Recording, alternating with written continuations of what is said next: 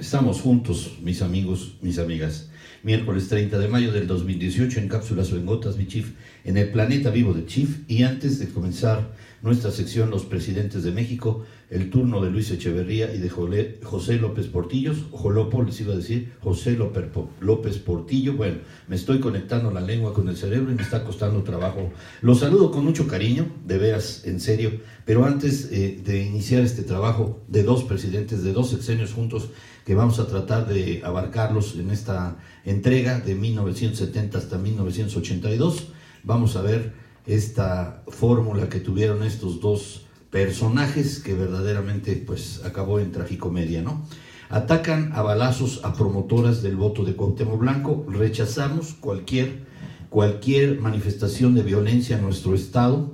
Fueron asesinadas María Félix Fajardo Cardoso, y está muy mal herida Mayra Anaí Carvajal Cortés, promotoras del voto de Cuauhtémoc Blanco Bravo, candidato a gobernador de la coalición Juntos Haremos Historia. Fueron atacadas el lunes a las 6:30 de la tarde por sujetos que se trasladaban en una motocicleta, y así como en Colombia, como en estos países bárbaros o salvajes en los que no se tocaron el corazón. Se bajaron de la moto, les dispararon cuando estaban reparando una llanta, y el representante de Cuauhtémoc, José Manuel Sanz Rivera, dio a conocer ese acto, ese hecho. Ofreció en la casa de campaña de Blanco Bravo. El ataque ocurrió alrededor de las 6:30, como les dije, de lunes. Acompañaron a Sanz los familiares y los amigos de las dos mujeres atacadas, una ya fallecida y la otra muy, muy grave. Dijo que las mujeres tuvieron un problema con alguna llanta de su carro y por eso se pararon en la refaccionaria para solucionarlo. Dispararon 2 veces también en contra de José Luis Cisneros, que recibió uno en el pecho y otro en el abdomen. También está malito, está grave, pero estable. Dijo este representante de Cuau que se niega a vincular estos hechos delictivos con la campaña por la gubernatura de Morelos. Ojalá que no, pero cuando lo dicen es que sí. Yo ya tengo esa experiencia. Moisés Sarán, gracias por saludarme. Félix, gracias. Ricardo Martínez, mi querido Richard, te mando un abrazote. Luis Cerrillo, Arzate, Ángel Sandoval, Gloria Morales, a todos los que me hacen el favor de acompañar. El día de hoy tenemos, pues imagínense cómo podríamos titular estos dos personajes desde 1970 hasta el 82, ¿no? Desde el éxtasis hasta la agonía, ¿no?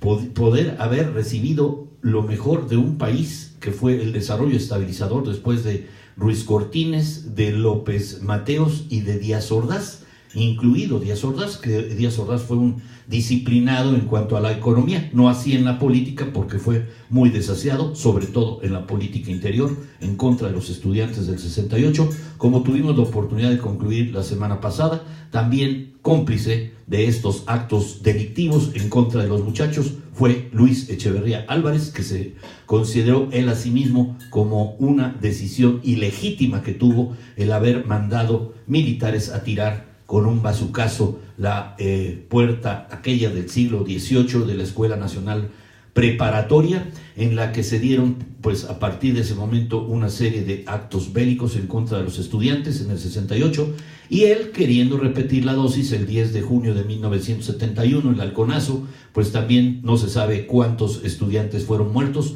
Se estaba apoyando una marcha de Monterrey, Nuevo León, ahí en el casco de Santo Tomás, rumbo a el Monumento a la Revolución, si mal no recuerdo. Ese 10 de junio del 71 también Echeverría cumplió con su forma tan descaradamente agresiva en contra de los muchachos o de la estabilidad. Según él, se había tomado cartas en el asunto para hacer una investigación que nunca llegó. En el 70 recibe un país estable en una economía de 12.50 el dólar, y termina en el 76 con 25 pesos que recibe López Portillo, y acaba en más de 70 pesos por el dólar. Y ustedes se quejan ahorita que tienen 20 pesos. Bueno, pues con López Portillo terminamos en esa agonía de 76 pesos por dólar. En 12 años, lo que había sido el milagro mexicano, dos personajes pulverizan la economía mexicana. Después de haber administrado la abundancia a López Portillo,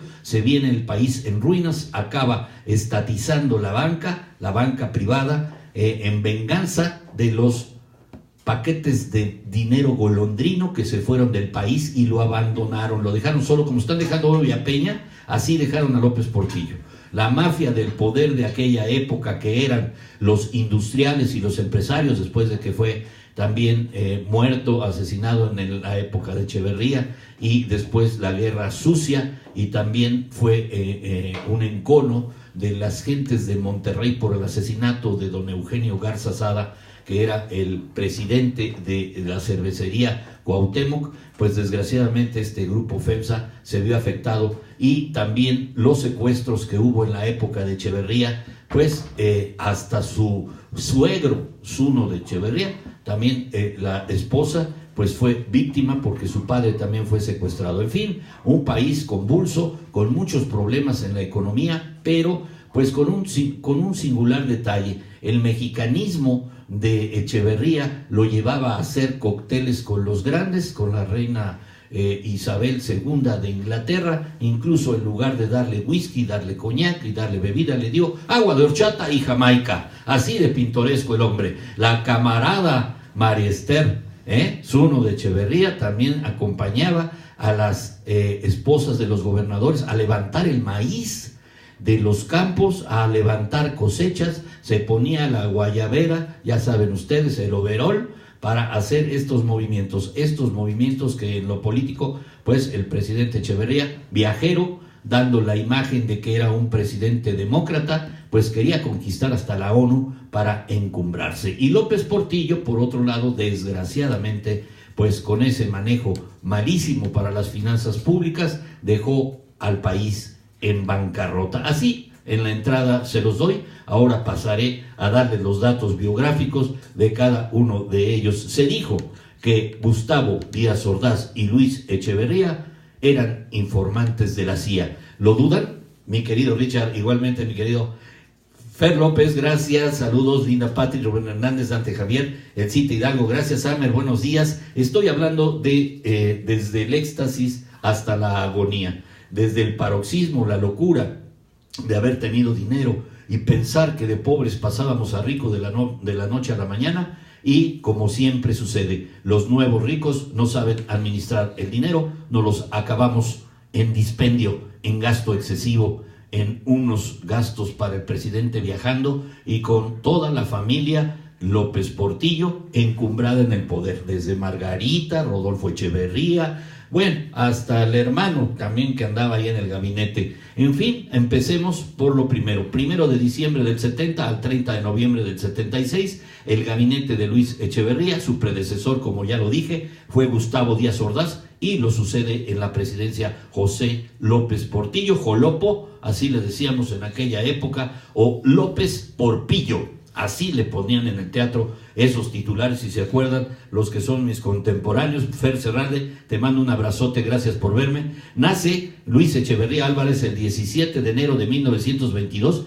y para mala fortuna de los mexicanos sigue vivo, con 96 años de edad. Vive en la Ciudad de México, en San Jerónimo Lídice, en la Ciudad de México, nacionalidad mexicana, religión católica. Su partido, pues desde las épocas de Miguel Alemán Valdés, se relacionó con el Partido Revolucionario Institucional. Su cónyuge, como dije, María Esther Zuno de Echeverría, su alma mater es la UNAM, fue abogado, orden al mérito de la República, su distinción italiana, y al mérito de la República de Austria. Yo se las mandaré a quitar, todas.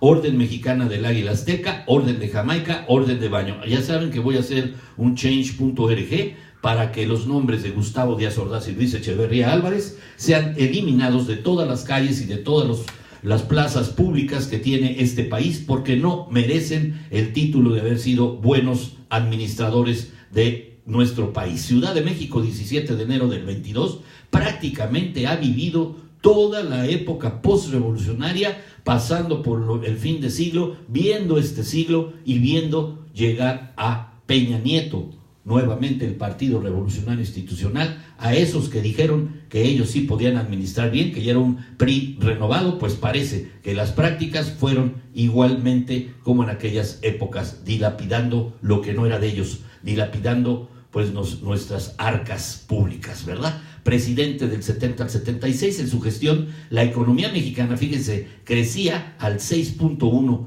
promovió desarrollo de puertos marítimos como Puerto Madero y Lázaro Cárdenas Las Truchas, con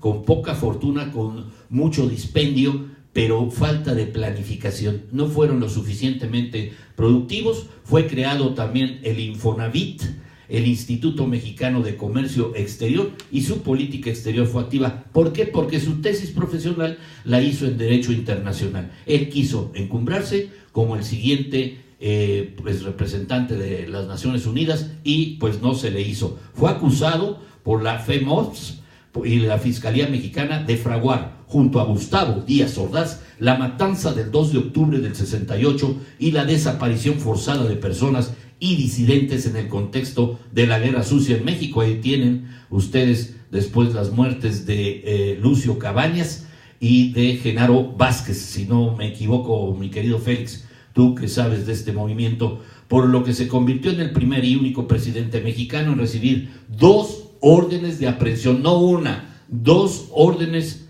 de aprehensión por presunto genocidio y cumplir una prisión domiciliaria, finalmente ser absuelto. No sé cómo lo hizo este señor abogado en 2009 para lograr la absolución total. Absuelto de toda responsabilidad en el 2009. ¿Ustedes lo creen? Yo no lo creo.